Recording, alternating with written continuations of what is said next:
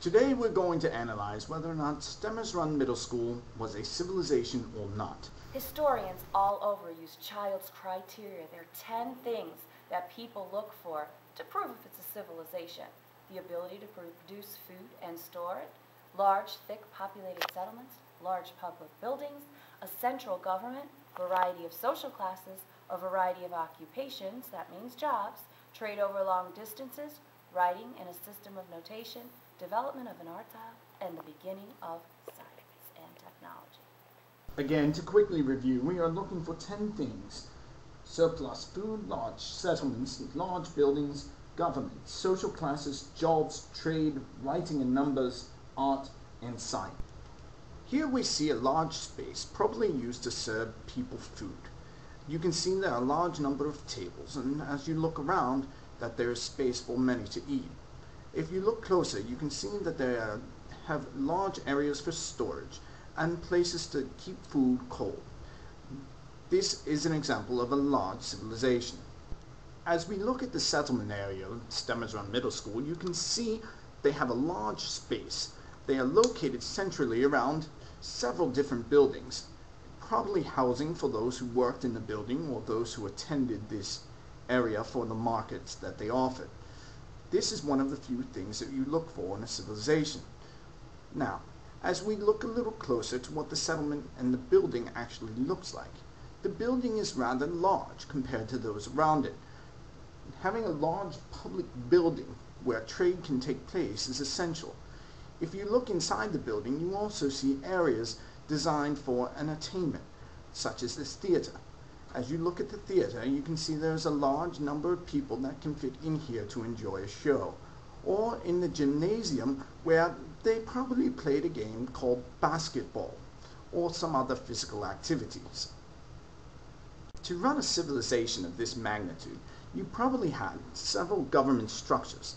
In terms of Stemmers Run, we found a principal and 3 assistant principals as the ruling class, using teachers to control the slave labor, as you can clearly see in this photograph taken of the cafeteria while at work.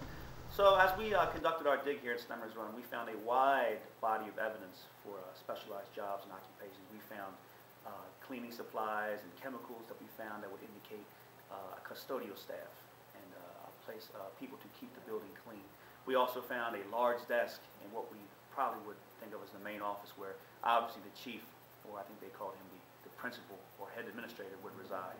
There were numerous desks, as you see around the room here at this site, where students, as we call them, probably would come and learn and file in every day and learn the curriculum.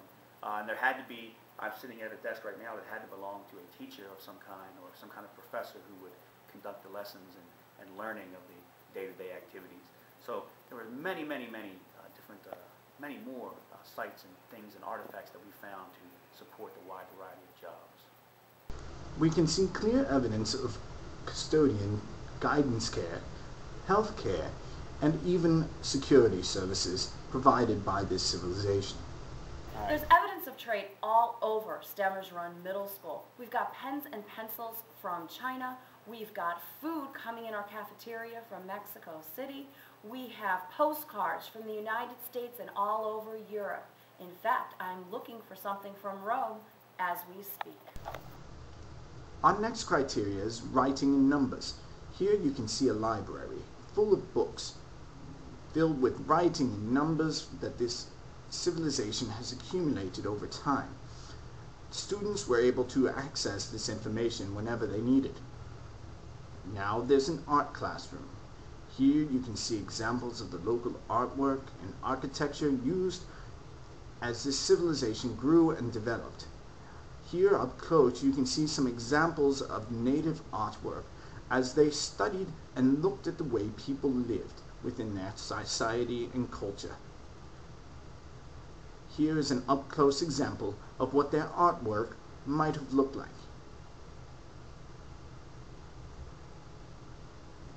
Finally, we look at our science and technology as our final criteria. Here is a science classroom filled with microscopes used to investigate the world around them. Posters and signs showing all kinds of information about what people may have learned. Here, for example, are all the plants and animals that this group obviously studied in order to know more about their own world around them. Again, here are the 10 criteria of civilization. Your job is to now determine whether or not you believe this group of Stemmers Run qualified as a civilization themselves.